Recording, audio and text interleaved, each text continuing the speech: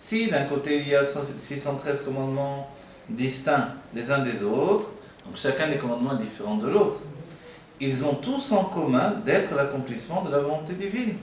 Ce qui est exprimé dans les mots de la bénédiction, Asher Kitshanu B'mitzvotav et Tzivanu, qui nous a ordonné par ses commandements, voilà, qui nous a sanctifiés par ses commandements et nous a ordonné de...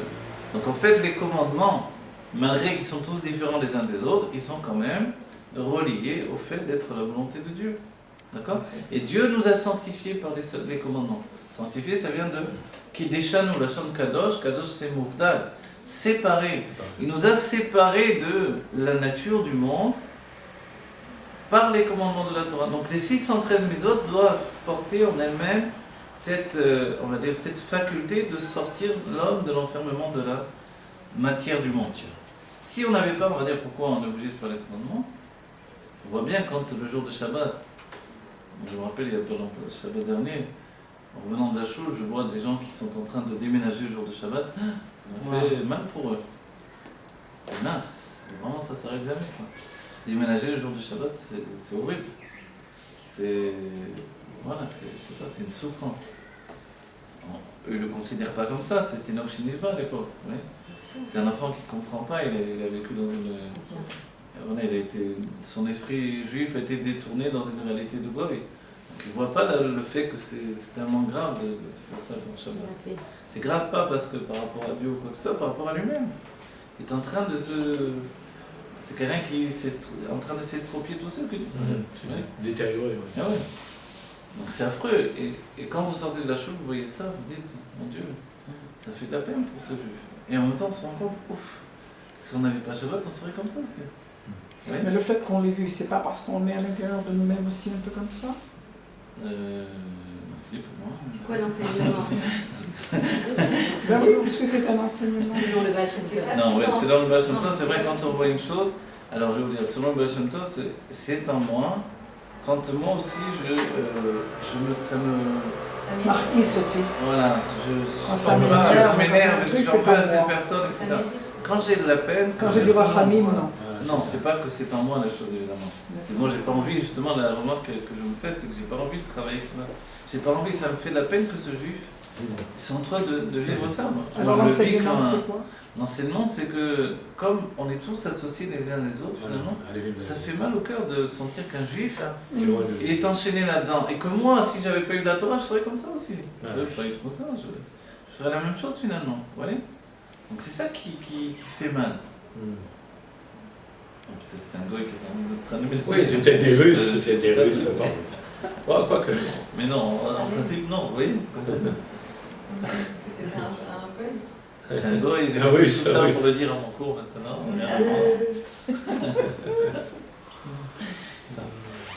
Alors, non, mais n'empêche quand même, il faut se rendre compte de la richesse et du bonheur que Dieu nous a donné. Parce que sinon, Yoma Valaïla, l'eau Yajboutou, il ne s'arrête jamais les jours. Donc les jours ils sont comme ça, le ciel qui bouge, les arbres qui poussent, et ça ne s'arrête pas. La nature, dès le matin, et les oiseaux ne vont pas s'arrêter parce que c'est Shabbat, ils continuent. Vous voyez, tout continue. Ils sont plus. Le Shabbat, je remarque, ils sont. On les entend moins chanter. La création ne s'arrête pas une seconde. Et nous, on serait comme ça aussi. Naturellement. Tout à coup, on s'arrête. Pas parce qu'on l'a voulu, mais parce que la Torah nous a donné la grâce, en fait. Grâce à la Torah. Alors, voilà. C'est la raison pour laquelle la Mishnah, citée au début du Shulchan Aruch, dit « Sois hardi comme le léopard », on va dire en hébreu, parce que c'est un peu dur. Il faut être askanamer, après il faut être vif comme l'aigle. Je dis ça, mais je me rappelle plus. Vif comme l'aigle, askanamer,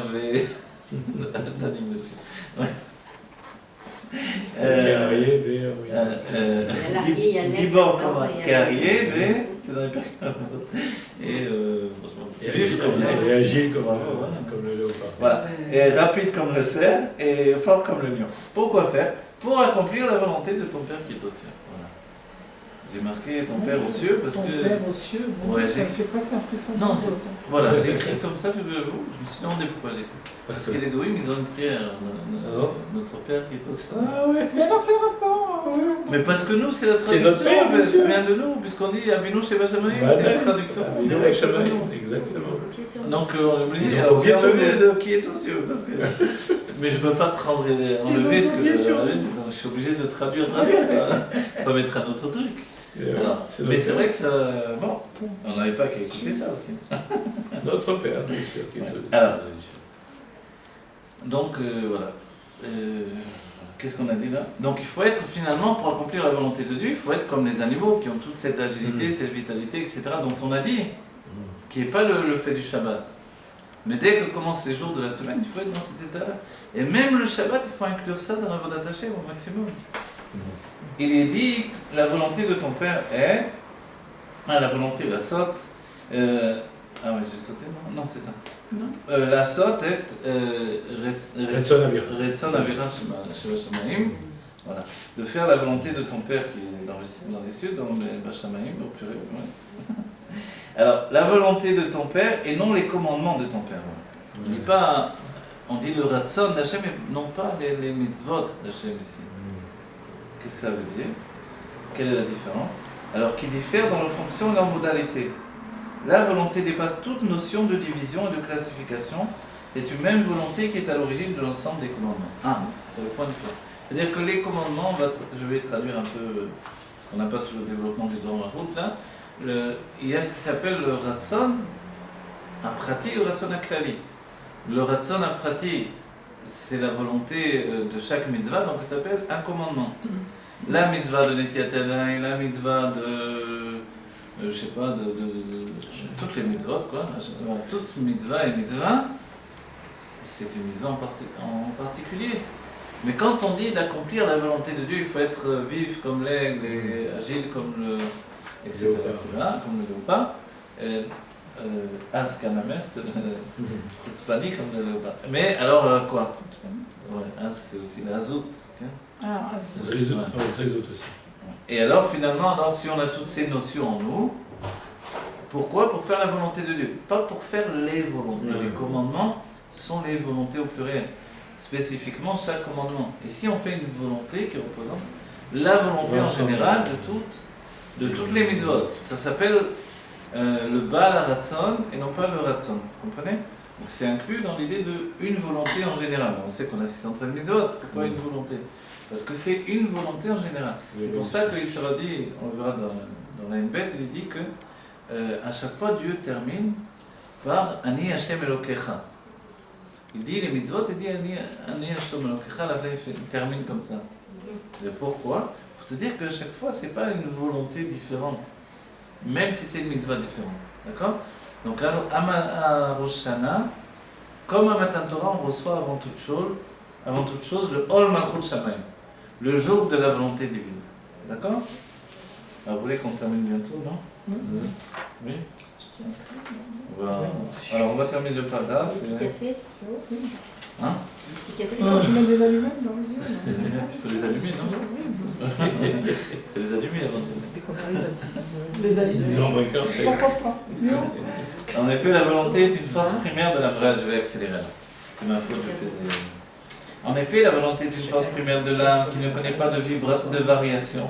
Ainsi, lorsqu'une personne veut quelque chose qui est constitué de différents éléments, chacun de ceux-ci est l'objet de la même volonté que les autres. De même, lorsque la volonté s'applique à différentes choses, elle est la même dans chaque cas. On veut ou bien on ne veut pas. Ainsi, accomplir la volonté de ton Père désigne un service de Dieu dans lequel tous les commandements sont accomplis dans un même esprit, celui de faire la volonté de Dieu. Donc voilà, on a compris que la volonté ici, quelle que soit la diversité des commandements, on doit faire la volonté de Dieu comme une notion générale de tous les points. D'accord? Vous voulez qu'on saute alors? J'ai vu que Shavuot et Shabbat c'était appelé Atzeret. Atzeret. C'est pas le lien Atzeret, ça veut dire quoi? Ah oui, Atzeret, voilà. Le Shavuot est Atzeret par rapport en vérité à la nature de tout ce qui existait auparavant. Oui. On s'arrête puisque Atzeret, il dit Chag Asif également. la fête, toutes les fêtes sont liées à la tvoa, vous savez? Hein? La tvoa, comment traduire en français? La récolte. La récolte, voilà. Toutes les fêtes sont liées aux récoltes. Et Shabbat est lié justement au fait de ramasser le blé dans le champ. Ouais. Le mûrissement du blé, c'est vraiment l'été, quoi. Shabbat, c'est l'été, c'est le commencement de l'été véritablement. Mais pourquoi? Parce que finalement, il y a un cycle. Et quand même, Israël est comparé aussi aux récoltes de la terre. Oui, oui. Okay? On est Réchit, Tevuato chez la Kadosh Baruch Hu. Le commencement de la récolte dans le champ, finalement, de Dieu. Mais quand il y a la Shemitah, alors on fait quoi? C'est le Shemitah, Il n'y a pas de récolte. Alors voilà, comme ça, Shemitah. Alors on va aller sur la fin pour pas trop prolonger, mais on va dire l'enseignement pratique. Vous voulez? L'enseignement pratique de tout ça, tout le monde veut l'enseignement pratique. Alors chaque année, les Juifs doivent recevoir de nouveau la Torah. Alors page 304. D'accord, on termine avec ça? Chaque année, les Juifs doivent recevoir de nouveau la Torah, comme s'ils la recevaient pour la première fois. D'accord? Première fois, on reçoit la Torah, à chaque fois, on va aller à Shavuot, donc écouter les commandements. Si je ne vais pas, je peux dire, bon, j'ai écouté l'année dernière, qu'est-ce qu'il y a? Non, je ne peux pas dire j'ai écouté l'année dernière. Cette année, c'est unique, il n'y avait pas. Puisqu'on a compris que chaque jour de la semaine était repart à néant, forcément, que les années également recommencent à partir de Shana la Shamshinui, le changement. Donc en fait, ce changement intervient jusque dans le fait des fêtes qui apportent une nouveauté. De même que comme on dit pour Pessah, on doit considérer que chaque Pessah, c'est comme si on était sorti voilà, du forcément pour Shavuot aussi, chaque fois c'est un recommencement. À chaque fois, il y a à nouveau une force particulière qui est donnée, et également un niveau de Matan Torah avec un éclat différent et supérieur. D'accord. Donc voilà, qu'on ne dise pas donc on n'ait pas fait à la fin du cours l'enseignement pratique, on le lit directement dans le livre. Donc chaque fois, on doit se dire c'est la première fois maintenant que l'on entend un Okri Avaye Eloka.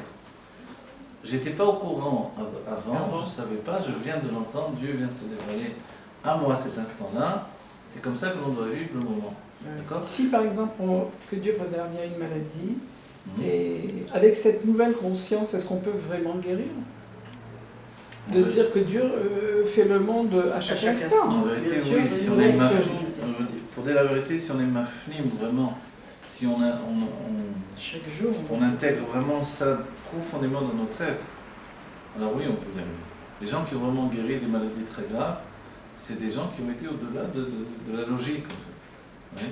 Comme ils ont découvert que mettre des films rigolos pour des gens qui avaient des maladies. Il y avait un article dans le journal il y a peut-être 2 ou 3 ans qu'une Goya souffrait de la maladie, je connais là. Et il y avait son petit-fils qui venait la voir souvent, c'est la grand-mère. Et il avait son petit appareil de jeu là, avec de bouffer les méchants, tout ça comme ça. Ouais.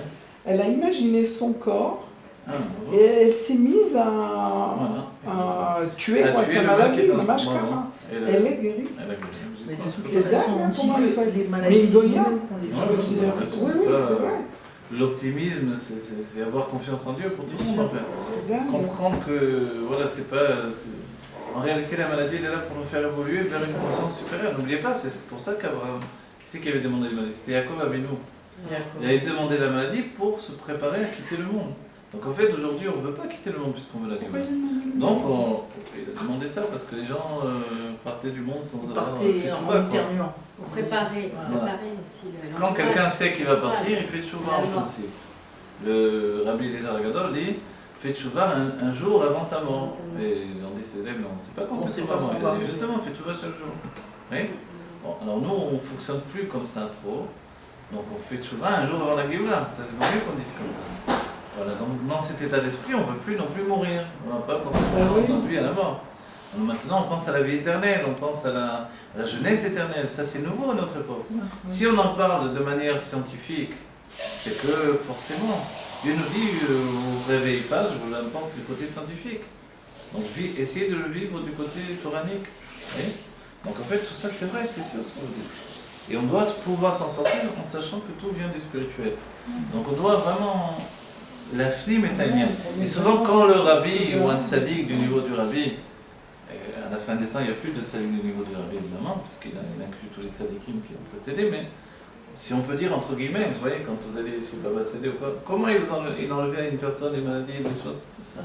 Parce qu'il entraîne la conscience de la personne, de son âme, dans un état de bien absolu. Comme finalement, vous savez, on a étudié assez souvent Sachar Mitzvah Mitzvah. Donc on ne peut pas faire la Torah pour avoir des récompenses. Bien sûr. Alors on va dire, alors pourquoi la Torah dit qu'on a vu les klalotes dans la paracha? D'accord? Il ne faut pas oublier, les klalotes c'est les malédictions.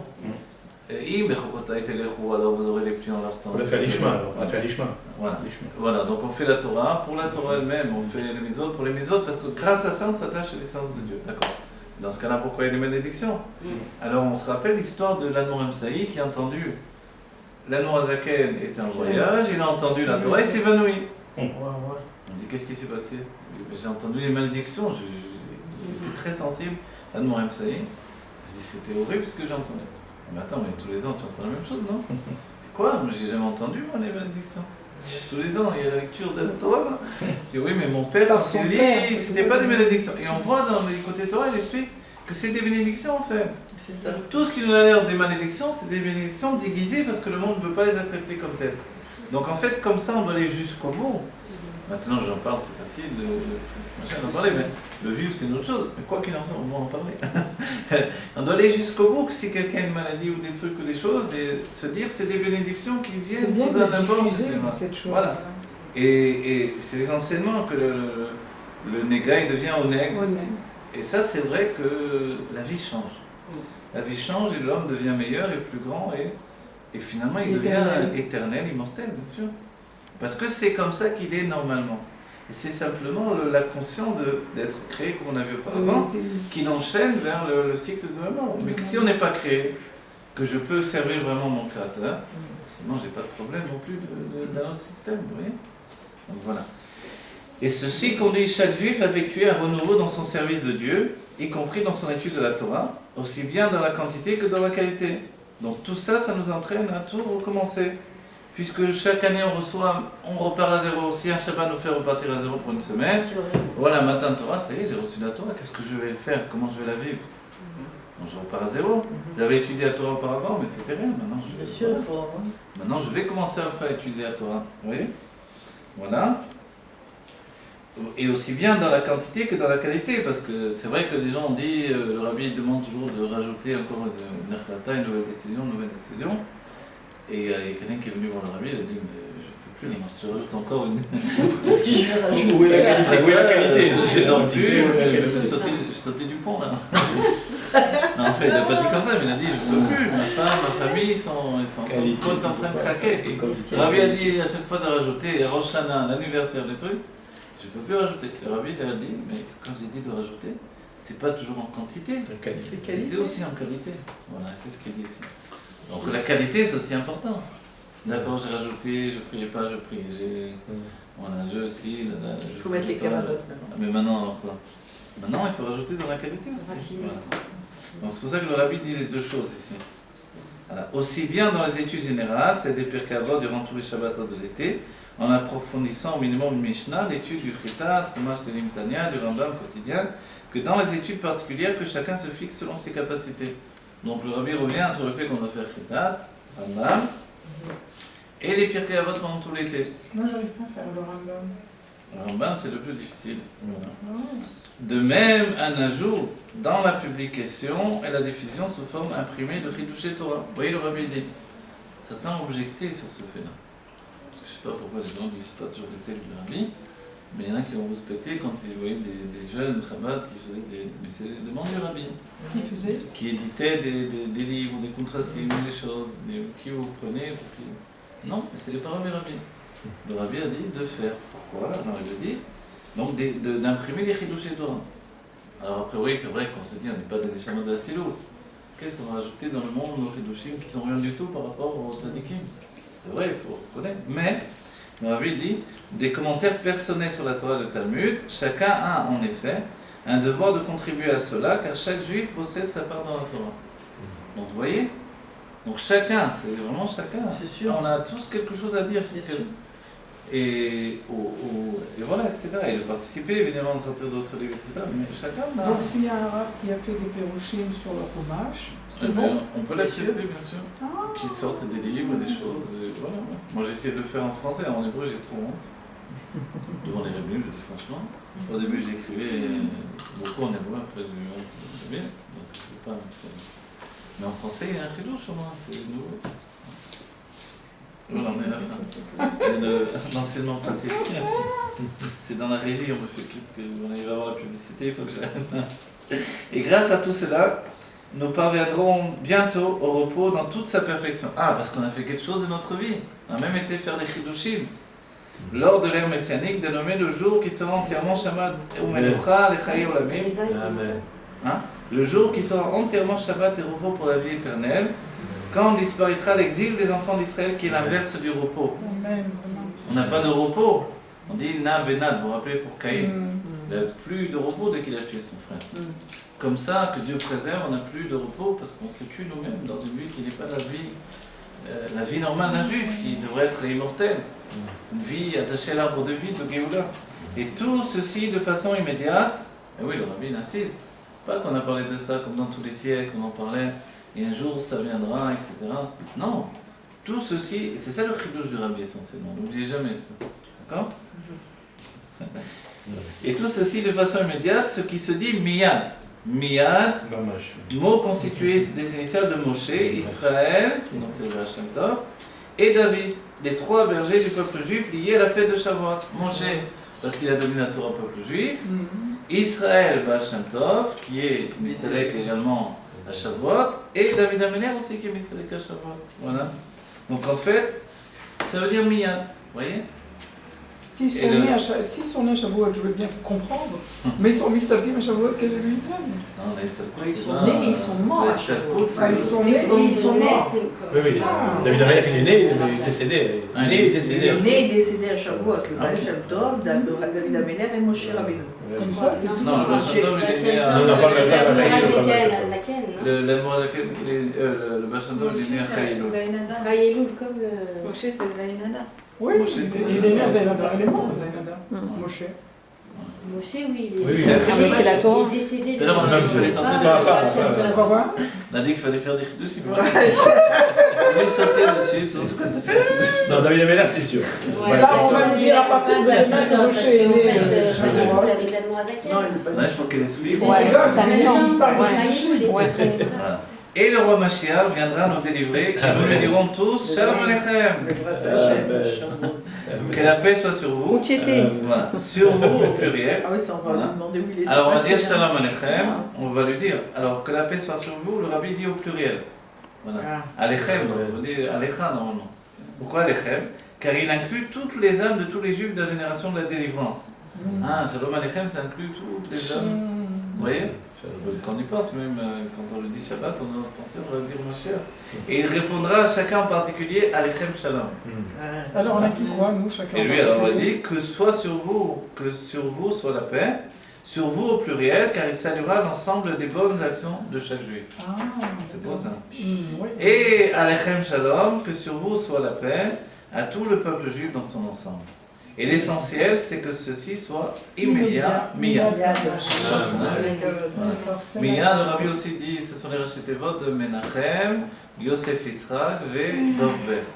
Les trois Il dit autre derniers- chose aussi. Les trois derniers rabbim de Oui, mais il dit Yosef aussi, Yitzhak, Menachem et Dovber. il dit aussi Menachem, Israël, Baal Shem Tov et David. Ah oui, non, parce que Oui. Là aussi, il dit ça aussi. Donc, très bien hommage maintenant, comme a dit le rabbi, Miyad, la Géoula Motivage Lema, c'est l'essentiel du rabbi, non pas qu'il y ait juste une Géoula un jour ou l'autre, voilà, mais que ça soit immédiat aujourd'hui, très bien. Bénis chacun, tout le monde, Moi j'ai pris des bonbons, Voilà. ça m'a réveillé. et vite, oui, la Géoula, très bien hommage. Que des brachot pour chacun, Amen, pour vous tous. toute la semaine à venir.